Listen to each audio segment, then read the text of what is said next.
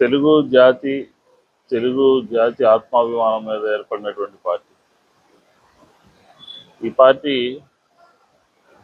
ఆఖరికి ఎన్టీ రామారావు గారికి వెన్నుపోటు పొడిచారు. వెన్నుపోటు పడవటమే కాదు,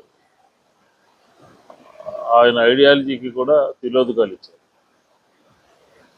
ఆఖరికి ఆంధ్రప్రదేశ్లో తెలుగుదేశం ఏ రకంగా తయారైందంటే, ఒక ఢిల్లీకి తాకట్టు పెట్టి, ఆంధ్రుల ఆత్మ అభిమానాన్ని ఢిల్లీకి తాకట్టు పెట్టినటువంటి పరిస్థితి మనకు కనబడతా ఉంది. ఎందుచేతని అంటున్నామంటే, ఈ రాష్ట్రం విడిపోయినప్పుడు, ఈ రాష్ట్రం అసలు విడిపోవడానికి ప్రధానమైనటువంటి కారణం తెలుగుదేశం రెండు కళ్ళ సిద్ధాంతం కానీ, అలాగే రెండు రాష్ట్రాలు ఉండాలి అని చెప్పారు.